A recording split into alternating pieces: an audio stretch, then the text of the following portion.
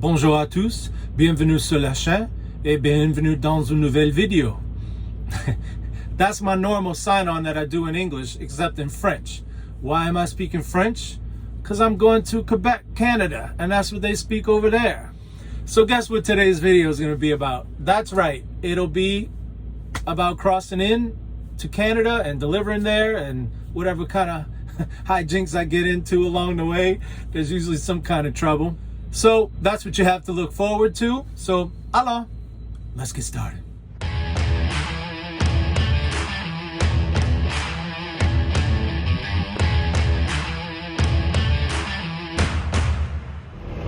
Well, the first thing we need to talk about is paperwork.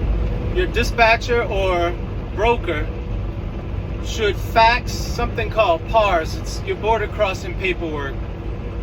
Before you get there, like a couple of hours at least before you get to your border crossing, so they have that paperwork. But you also need to have a copy in hand, which means you're going to have to find a place to print it. Maybe your dispatch can fax it to a truck stop. I'm going to buy a little Bluetooth printer to keep in the truck so that I always have a way to print, but usually you might have to get your dispatch to fax it. Then through my extensive research on YouTube, I found out some of the protocol, the do's and don'ts of when you pull up to the window. You turn your engine off, but don't set your parking brake. Do not. Don't be smoking a Joe. Don't be eating or drinking. Definitely don't be on the phone or have anything to do with the cell phone. Have your radio off, your CB radio. You basically want to give them your undivided attention, and anything less is almost like a disrespectful. Also, if you're wearing sunglasses, take your sunglasses and your hat off. Make sure your curtains are open. You don't want to give them any reason to be suspicious of you or to make it look like you're hiding something. Be polite to them even if they act like jerks. They might act like a jerk on purpose just to test you. And of course you want to have your paperwork ready to go. When you pull up to the window, everything in one hand. Of course you want to look organized. Don't have anything on your dashboard. Don't have anything on the floor of your truck. You want to look like 100% professional so it doesn't raise any suspicions from them. So obviously I'm not going to record this because they would not like that very much.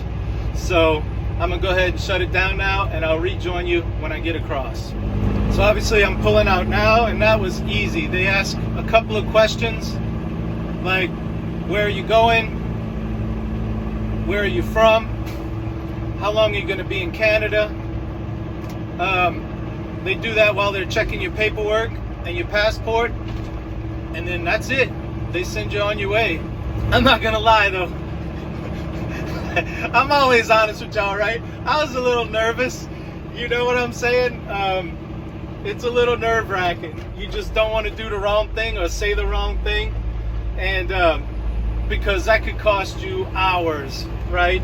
They could, if they suspect something's not up, they can make you pull to the side for an inspection. You know, it's funny, it's a little bit nerve-wracking. I'm sure if I start coming to Canada more, it'll be different. But it's just weird because I'm in another country.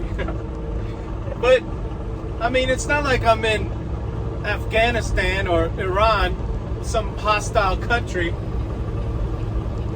We get along with the Canadians, right? Hold on, I gotta merge. Hey, guy taking a leak. I do kind of like Quebec. It gives me a chance to practice my French pronunciation, which you probably were getting ready to write in the comments. Jay, your French pronunciation is terrible. Well, you're right. It is. I just can't get it. And I'm normally pretty good at picking up on accents, but the French accent has bedeviled me for years. I just can't get it. Look, there's a sign coming up here on the right. I'm going to try to pronounce it.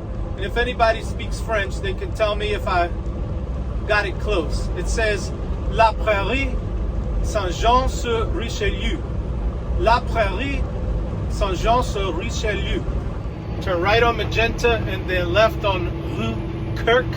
I like when they have a French word followed by a very American sounding word like Kirk.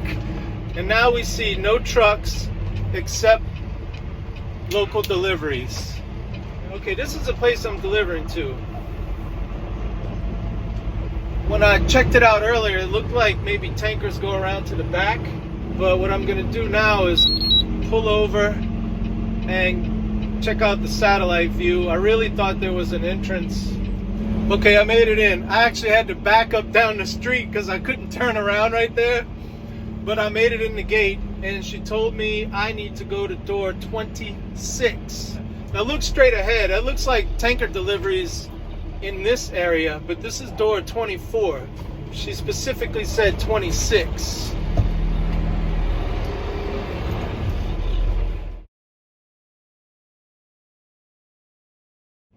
Oh man, I'm gonna go in 24. I think she got it wrong because it's really close to 26. I see lines that a tanker would hook up to, and there's a sign that says receiving department in Français, but that's what it says. Turns out door 26 is back there in the hole. That's why I couldn't find it. But anyway, they had me back in, and here I am. So that's what it's like getting into Canada. It really wasn't that bad, but everything went right. All right, so that's the video for today, unless you're sticking around for story time. If you're not, then thank you for watching this. I hope you got something out of it. I hope you enjoyed it, and I hope to catch you on the next one. If you're sticking around for story time, let's do story time. Today's story time, unfortunately, I don't have any stories about Canada. You just saw my only one. So I'm going to piggyback off of last week. A lot of people got a kick out of that thing I told you I was supposed to take this girl out, and she stood me up. It actually was only like a minute. If you didn't see last week's story time, this is what I'm talking about. I was supposed to go out with her, and I was up there for orientation and training, and I didn't have any nice clothes. So I went to Walmart to buy a dress shirt. And she canceled on me at the last minute. And I'm like, man, I just bought this shirt. I wish you would have canceled sooner. I bought... Anyway, that's not the story. I got rejected by the same girl 3 times. That was the first time. I'm going to tell you about the other 2 now, since people enjoyed hearing about the first one.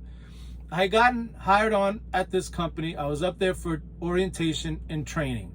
My recruiter, Deb, was this really nice lady, and she tried to set me up with this girl, Erica, right? Erica was really quiet and shy and everything, but after lunch, they'd go walking around the parking lot just to, you know, stretch their legs, burn some calories, get out the office, whatever. That's how it all happened that first day. You two should go out. I was like, yeah. And she's like, like I said, she's real quiet and shy. Well, as you just saw, she stood me up. So the next day, there they are walking their laps, and I was working the overnight shift. So I would be getting off of work, getting in my truck to go back to the hotel while they were walking the parking lot. And I was like, what happened to you last night? I bought this shirt. And she's like, oh, I'm sorry. And I thought, well, the previous day, Deb was like, because they have my number, right? Because I worked there. So Deb was like, she's got your number, she'll call you. Well, I thought maybe she's old-fashioned and she doesn't like to call the guy, or she's just shy. Clearly she's shy. So the next day I said, well, I'll call you. And Deb's like, yeah, I'll text you her number. So I texted, and we did some of this getting to know you stuff. I don't know, your typical getting to know you crap. And I was like, well, look, I'm working overnight, so I have to go to sleep to get some sleep. But when I wake up, you know, we can go somewhere, whatever, we'll meet up. Okay, that's great. Slept, woke up, texted her, hey, what's going on? Where you want to go? She gave me some BS excuse about her mom needed her to do something or whatever.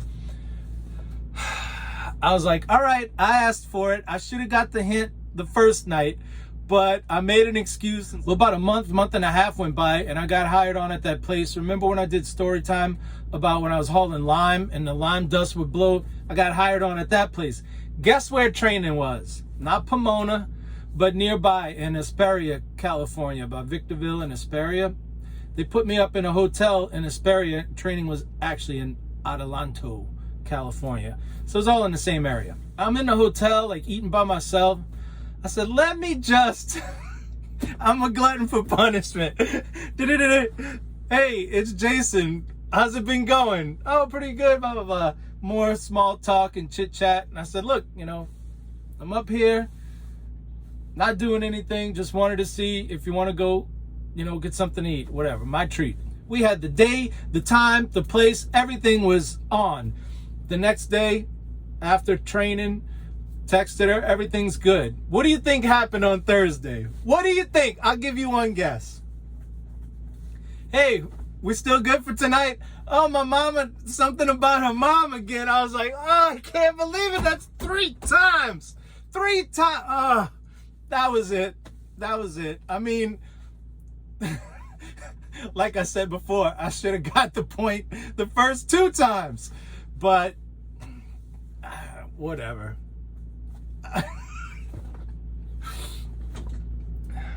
So now you know the full story about me and the girl from Pomona that it clearly did not work out with. So that was story time. I hope you enjoyed the video, and I hope to catch you on the next one. And until the next one, this is Jason signing out.